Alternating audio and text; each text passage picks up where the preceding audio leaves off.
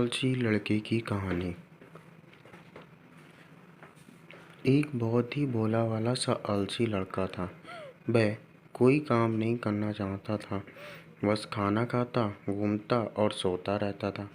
एक दिन उसे किसी ने बताया कि एक आश्रम है जहाँ पर कुछ नहीं करना पड़ता है और हर दिन 2 समय का खाना नाश्ता मिलता है। तुम वहाँ जाकर रहो। उस आलसी लड़के ने सोचा कि ये तो बहुत ही बढ़िया है और वह उस आश्रम में जाकर रहने को सोचा। फिर वह भोला भाला आलसी लड़का अपना सारा सांसारिक जीवन छोड़कर उस आश्रम में जाकर रहने लगा। आश्रम में गुरुजी रहते। वह आलसी लड़का सुनता था, बाकी समय आराम करता था और फिर पेट खाना खाकर सो जाता था। ऐसे ही उस लड़के का दिन गुजरता गया। एक दिन उस आश्रम में कुछ भी नहीं बना। नाश्ते के समय नाश्ता नहीं मिला। उसने सोचा नाश्ता नहीं मिला, भोजन तो मिलेगा। अब भोजन के समय भी उसे भोजन नहीं मिला।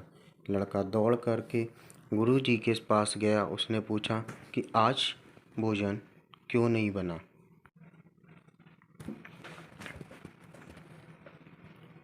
गुरुजी ने कहा कि बेटा, आज एकादशी है और जितने भी आश्रम के सदस्य हैं उनका उपवास है और तुम्हारा भी आज उपवास है। आज भोजन नहीं बनेगा। वह लड़का आलसी था और उसे भूख भी बहुत लगता था। उसने गुरुजी से बोला कि मैं उपवास नहीं रखूँगा, मुझे भूख लगी है, मैं खाना खाऊँगा।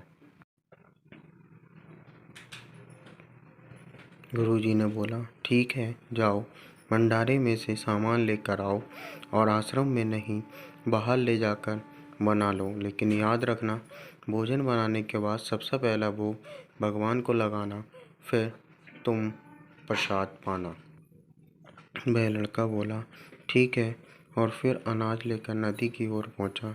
भोजन पकाने लगा, तैयार हुआ।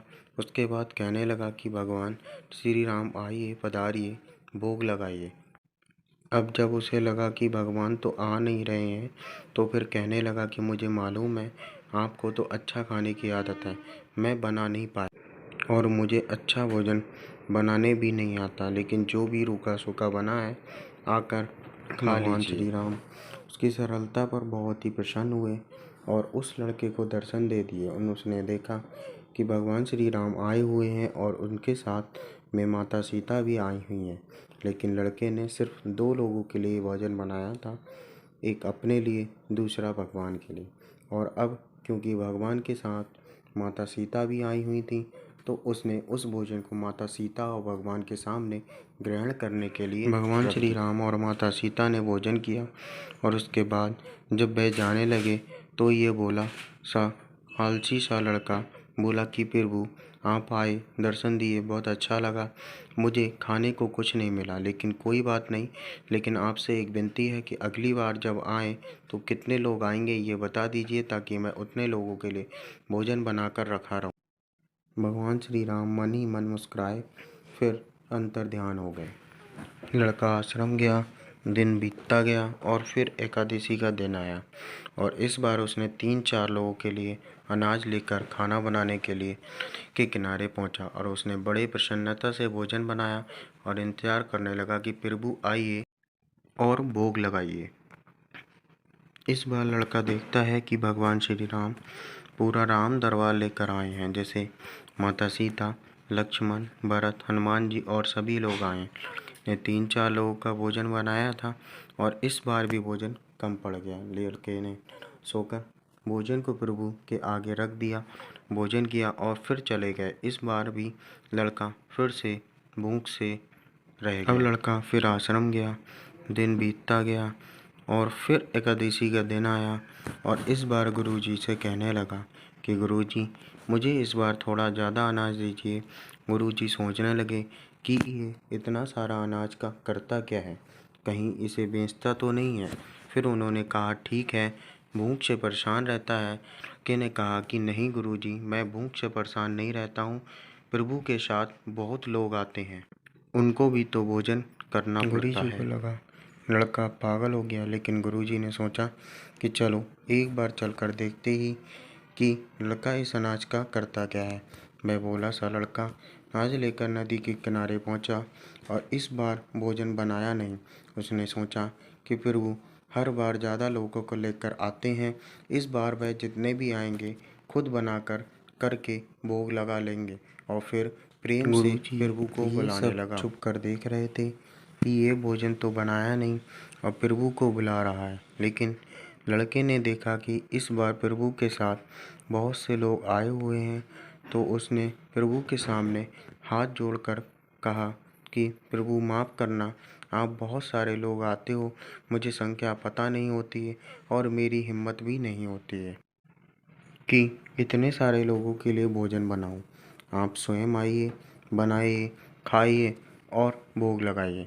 प्रभु मुस्कुराते हैं और अपने साथ आए सभी लोगों के साथ मिलकर भोजन ये सब बनाते हैं। कर देखते हैं और फिर लड़के के पास आकर कहते हैं कि तुम यह क्या कर रहे हो।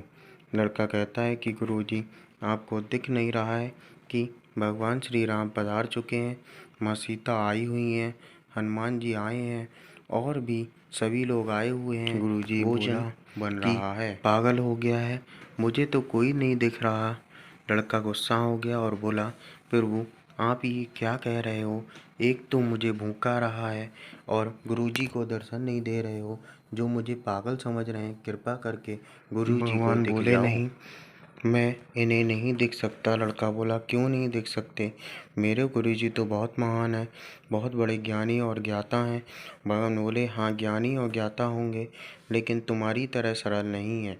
जो सरलता तुम में है वो तुम्हारे गुरुजी में नहीं है। लड़के ने ये बात गुरुजी से कह दी कि भगवान श्री राम कह रहे हैं कि आप में सरलता नहीं है, आप मेरी तरह सरल नहीं हैं, इसलिए आपको नहीं देख सकते।